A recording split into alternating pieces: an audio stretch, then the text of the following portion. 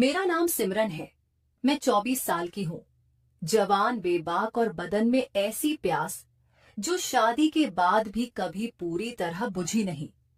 मेरी छाती भरी हुई है, कमर पतली और नजरें ऐसी कि मर्द एक बार देख ले तो भूल ना पाए।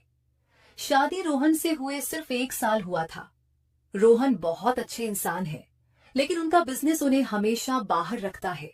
महीने में 20 से 25 दिन वह टूर पर रहते हैं। जब घर आते हैं तो थक कर सो जाते हैं। उनकी बाहों में वह जोश, वह तीव्र गर्माहट जो पहले थी, वह अब कम हो गई थी। मेरा बदन तरस रहा था किसी मर्द के मजबूत स्पर्श का, किसी की गर्म बाहों का। घर बड़ा और शानदार है, लेकिन अंदर से सुनसान। रोहन की माँ गुजर चुकी हैं। घर में सिर्फ मैं, रोहन और मेरे ससुर शिवराज जी रहते हैं। शिवराज जी 52 साल के हैं, लेकिन उम्र का असर बिल्कुल नहीं। रिटायर्ड आर्मी ऑफिसर, चौड़ा सीना, मजबूत बाजू, लंबा कद, सफेद दाढ़ी में एक अलग मर्दानगी। उनकी आंखें गहरी हैं, आवाज भारी और गर्म। जब वह मुझे देखते हैं तो लगता है जैसे अंदर तक पढ़ रहे हो। शुरुआत में सब सामान्य था। वह मुझे बहू कहते, मैं उन्हें ससुर जी। लेकिन रोहन के ज्यादा बाहर रहने से घर में ज्यादातर मैं और शिवराज जी ही रहते। एक दिन जबरदस्त गर्मी थी। मैं किचन में ठंडा शरबत बना रही थी। शिवराज जी अंदर आए, सिर्फ लुंगी और बनियान में पसीने से तर। उनका चौड़ा सीना चमक रहा था। बोले, बहू कुछ ठंडा पिलाओ ना, गला सूख रहा है। मैंने गिलास बढ़ाया तो गलती से शरबत उनकी बनियान पर गिर गया। मैंने जल्दी से कपड़े से पोंछना शुरू किया। मेरा हाथ उनकी गरम सख्त छाती पर रुका। उनकी धड़कन तेज थी। वो मेरी आंखों में देखते रहे।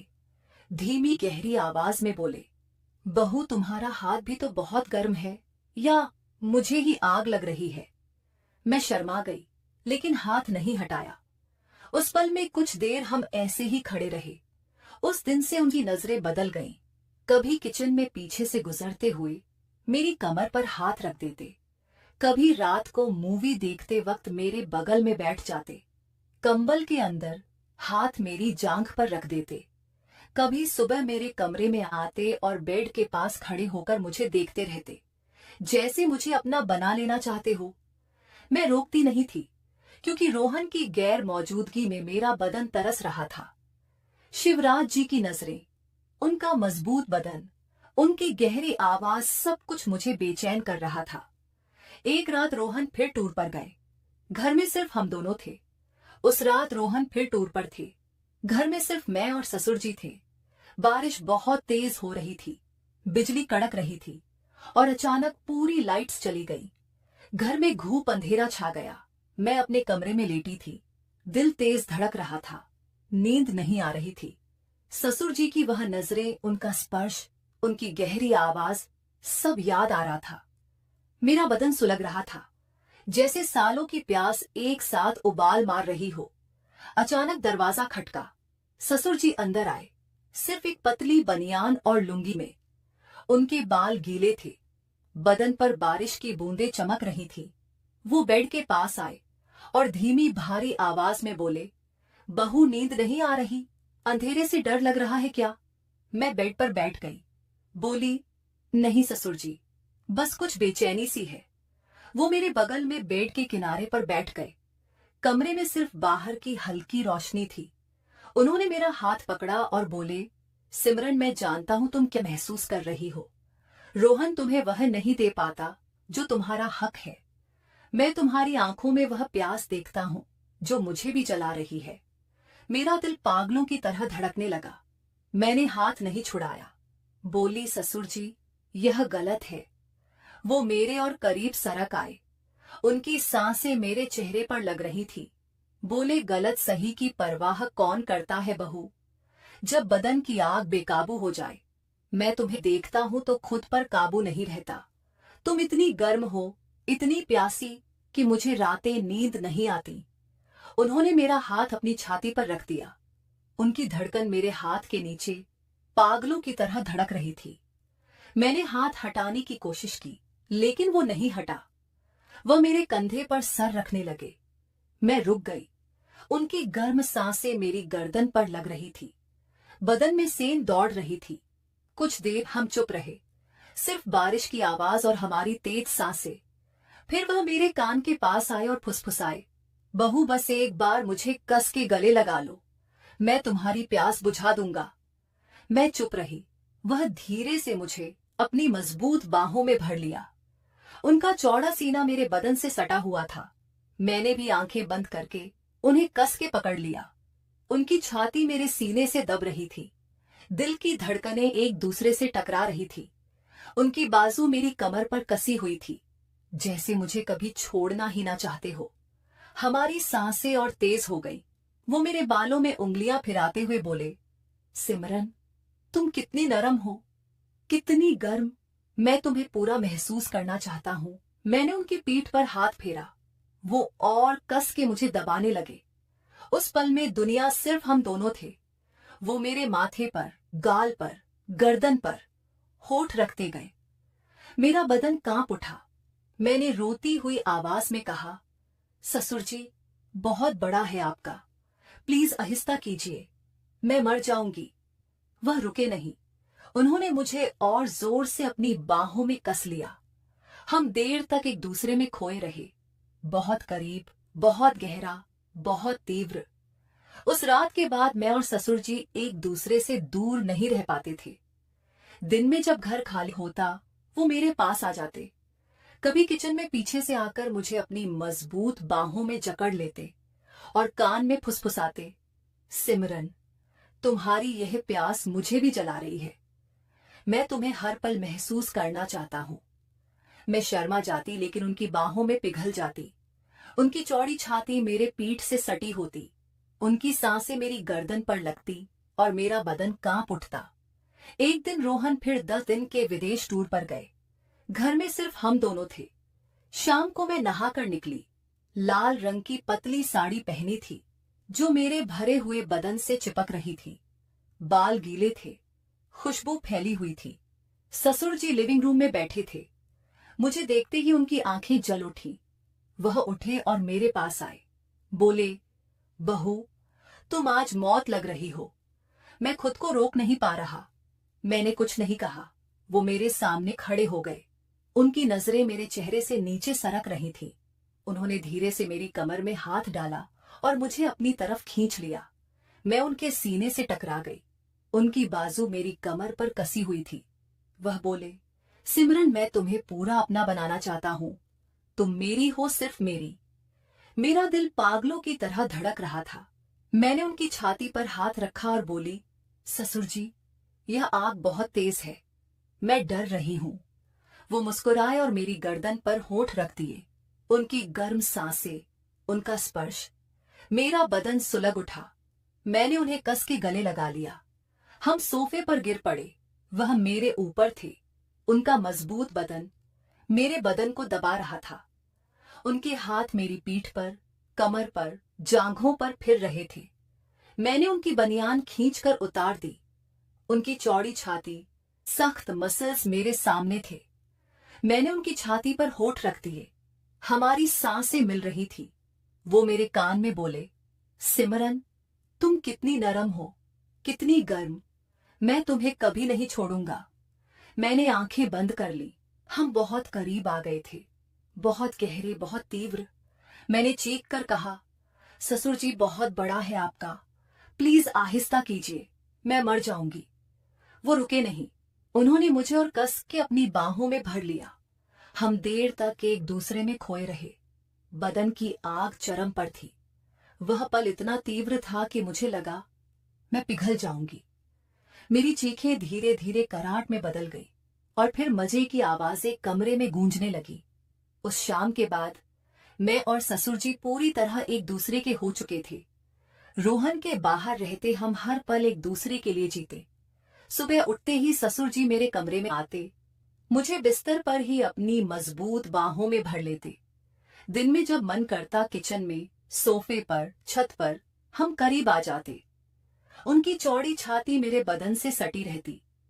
उनकी गर्म सांसें मेरी गर्दन पर लगती। उनकी बाजू मेरी कमर को कस के जकड़े रहती। मैं उनके स्पर्श में खो जाती। वो मुझे पागल कर देते थे। हर बार जब हम बहुत करीब आते, मैं चीख कर कहती, ससुर जी बहुत बड़ा है आपका, प्लीज आहिस्ता कीजिए, मैं मर जाऊंगी। लेकिन ससुर जी रुकते नहीं थे।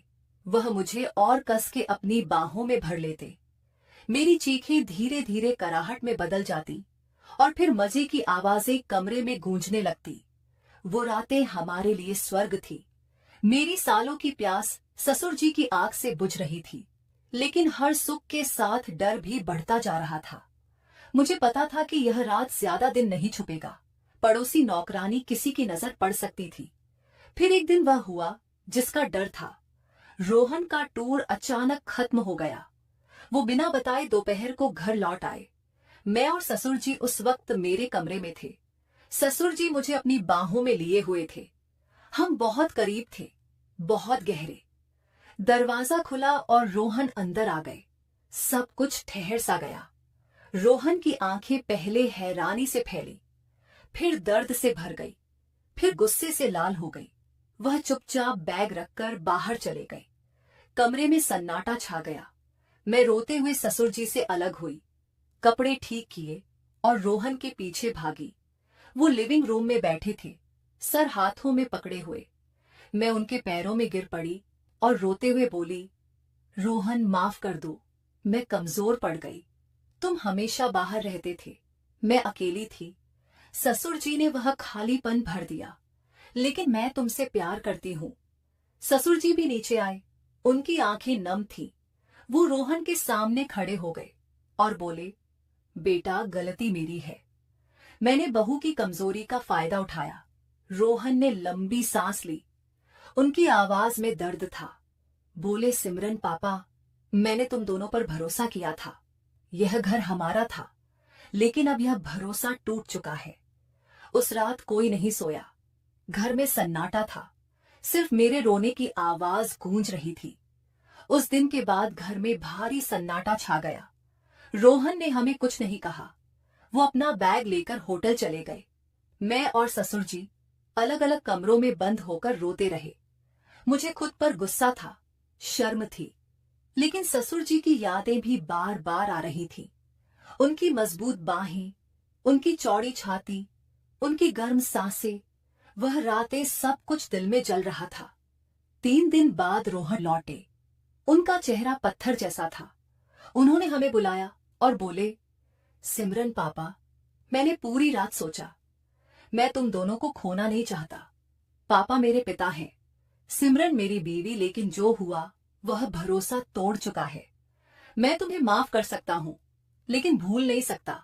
मैं रो पड़ी, घुटनों पर बैठ गई और बोली, रोहन माफ कर दो, मैं कमजोर पड़ गई थी। तुम हमेशा बाहर रहते थे, मैं अकेली थी। ससुर जी ने वो प्यास बुझाई जो सालों से सुलग रही थी। लेकिन मैं तुमसे प्यार करती हूँ, वो सिर्फ बदन की भूख थी। दिल से मैं तुम्हारी हूँ। ससुर जी भी आगे आए। उनकी आंखें नम थी। बोले, बेटा गलती मेरी है, मैंने बहू की कमजोरी का फायदा उठाया।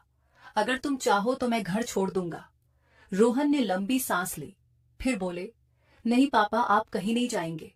यह घर हम तीनों का है, लेकिन अब सब कुछ बदलना होगा। सिमरन, मैं अपनी नौकरी में बदलाव करूंगा। अब मैं ज्यादा घर पर रहूंगा। मैं तुम्हें वो सारा प्यार, वो सारी गर्माहट दूंगा जो पहले कमी थी। और पापा, हम तीनों मिलकर ये घर फिर से बनाएंगे। लेकिन तुम दोनों के बीच जो हुआ वो कभी दोबारा नहीं होना चाहिए। हम तीनों चुप रहे। फिर रोहन ने मुझे गले लगा लिया। उसकी बाहों में मुझे फिर से वह पुराना सुकून मिला। ससुर जी चुपचाप ऊपर चले गए। अगले कुछ महीने बहुत मुश्किल थे। ससुर जी घर पर ही रहे, लेकिन हम दोनों ने एक दूसरे से पूरी दूरी बना ली। नजरें मिलती तो दिल धड़क जाता, लेकिन हम मुड़ जाते। रोहन अब सच में बदल गए थे। वो पहले की तरह विदेश टूर कम करने लगे। रातें फिर से हमारी हो गईं। रोहन ने मुझे वह सारा जोश, वह सारी गर्माहट दी जो पहले कमी थी। हमारा रिश्ता पहले से ज्यादा मजबूत हो गया। मैंने कोशिश की कि ससुर जी को भूल जाऊं, लेकिन पूरी तरह भूल नहीं पाई। एक दिन ससुर जी ने मुझसे अकेले में बात की। बोले, बहू, मैं जा रहा हूं। गांव में अपना पुराना घर है, वहीं रहूंगा। रोहन को खुश रखना, लेकिन याद रखना तुम मेरे दिल में हमेशा रहोगी। वो रातें, वो गर्माहट मैं कभी नहीं भूलूंगा। मैं रो पड़ी, उन्हें आखिरी बार गले लगा लिया। बोली, ससुर जी आप भी खुश रहिए। वह सब एक सपना था जो खत्म हो गया। ससुर जी चले गए। अब घर में सिर्फ मैं और रोहन है। हमारा रिश्ता पहले से कहीं ज्यादा गहरा और गर्म हो गया है। रोहन मुझे वह सारा प्यार देते हैं जो पहले कमी था, लेकिन आज भी जब रात में अकेली होती हूँ, ससुर जी की वह मजबूत बाहें, वो चौड़ी छाती, वह तेज सांसें याद आती हैं। दिल में एक मीठा दर्द सा उठता है। मैं मुस्कुराकर आंखें बंद कर लेती हूँ। शायद वह प्यार था, शायद सिर्फ बदन की प्यास, लेकिन वो राज, व आग मेरे अंदर कहीं आज भी सुलग रही है। ये थी मेरी पूरी कहानी। मैं सिमरन हूँ और यह मेरा वह राज था